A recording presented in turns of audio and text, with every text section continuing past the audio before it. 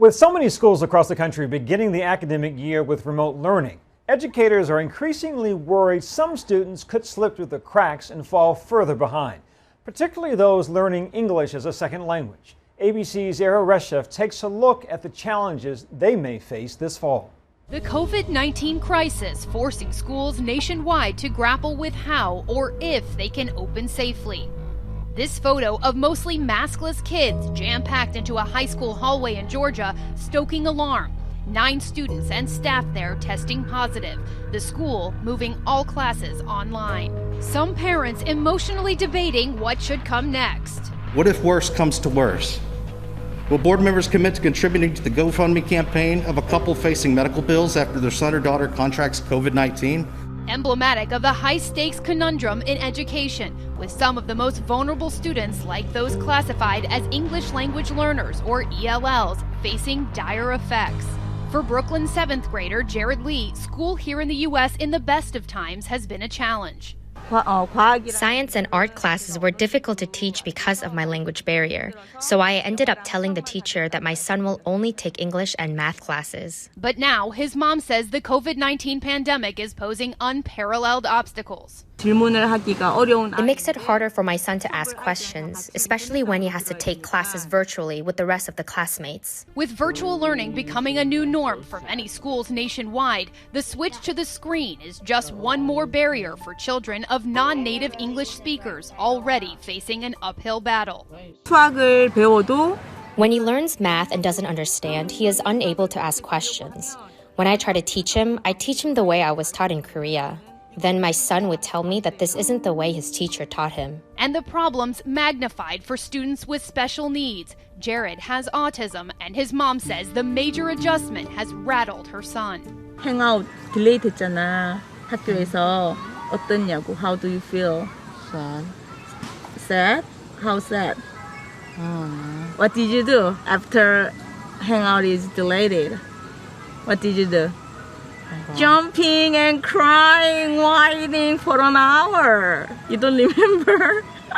And Jared's family is not alone. Concerns are mounting that the 10% of public school students in the U.S. who are identified as ELLs, about 5 million, are considered at risk of being disproportionately affected. No in-person interaction or validation, no in-person one-on-one mentoring, no peers to lean on for modeling and support. At the end of the school year, we were asked to shut down. At least the teachers knew the parents, knew the children knew the teachers.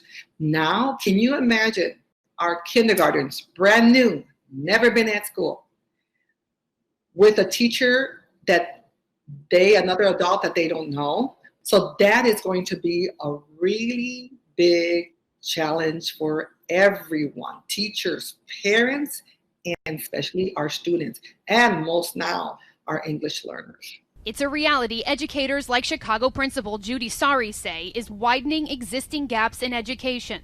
Do you feel that students who are in the ESL programs can get a comparable education while learning virtually? Sadly, they were marginalized before. Now the gap is even larger. These children had not only the challenge of learning another language, coming to another culture, now it's even worse for them. Even before COVID, at the national level, ELL students had a high school graduation rate of 67%, compared to 84% for their native English-speaking peers. And the most recent data estimates that roughly 60% of ELLs come from low-income families.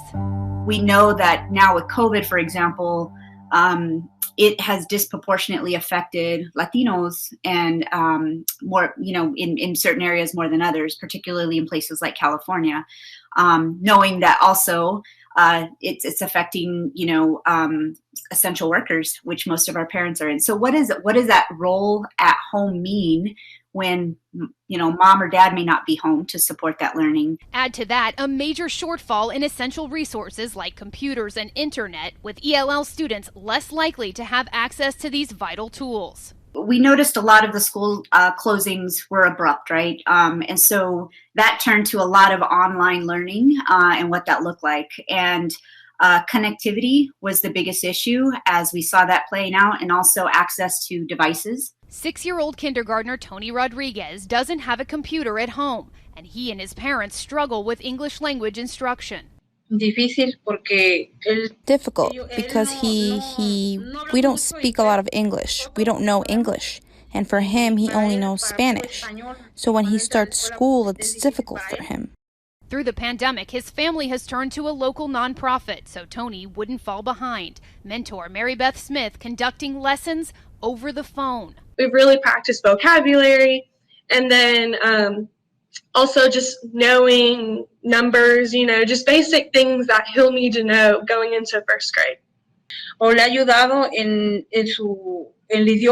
They have helped him in language, in English, because he didn't know a lot of English, but now he knows a lot.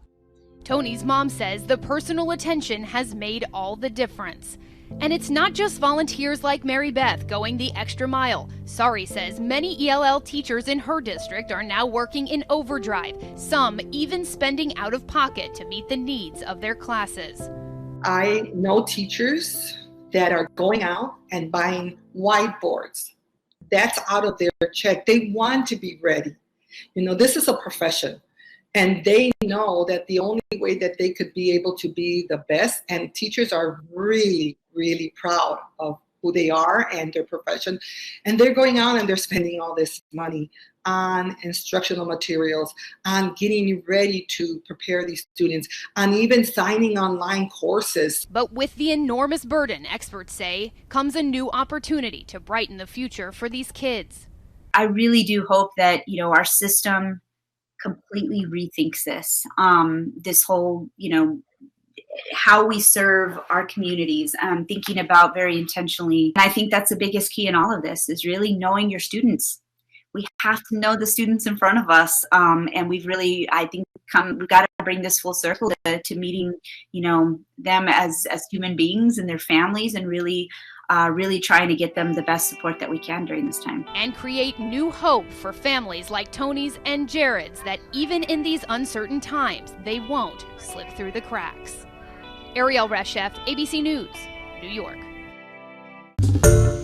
Hi everyone, George Stephanopoulos here. Thanks for checking out the ABC News YouTube channel. If you'd like to get more videos, show highlights, and watch live event coverage, click on the right over here to subscribe to our channel, and don't forget to download the ABC News app for breaking news alerts. Thanks for watching.